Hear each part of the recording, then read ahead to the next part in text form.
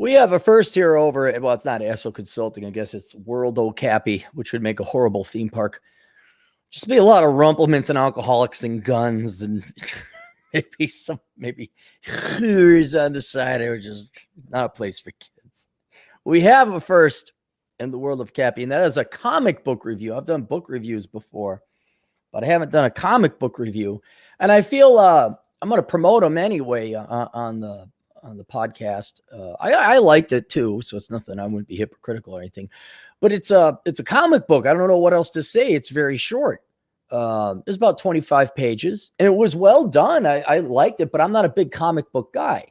But I'll just kind of go over it. The title is called Necromancer, Tombstone Blues #1, and it jumps right into the plot, which threw me off. I said, are there previous issues to this one? Like, were there other, something? Because you just jump in and here's this guy, and I don't want to ruin it too much, but he's kind of a hired hitman to take out undead creatures or any.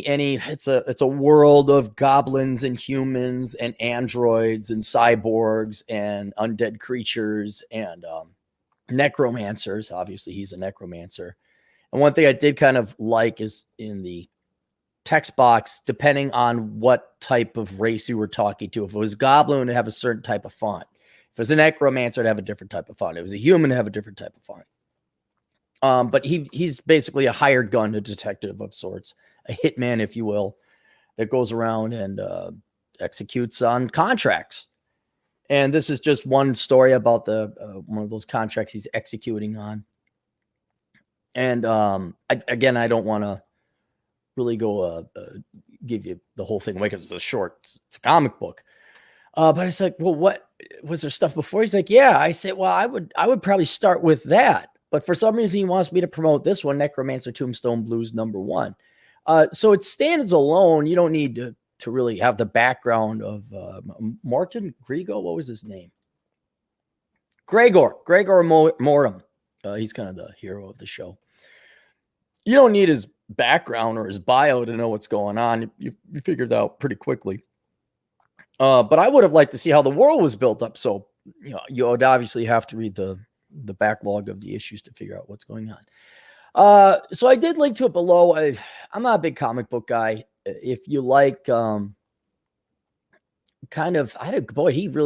cyberpunk. He got fantasy fiction with all the different, trolls and goblins and cybernetic humans and the afterworld, the undead. It seems to take place at a slightly futuristic world as well, with a touch of film noir. The architecture and the drawing. The artwork's really good. He got a good artist to do it. He's not the artist. He's the comic book guy. He wrote the plot. There's some funny things in there as well. But yeah, if that's your cup of tea, yeah, I'd recommend getting it. And what is it? It's here on indieplanet.com. Page count 24. Print on demand $5. Digital download is $1. What's variant? What's a variant?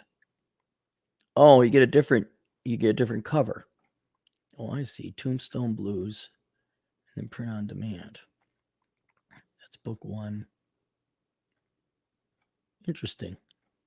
I don't know.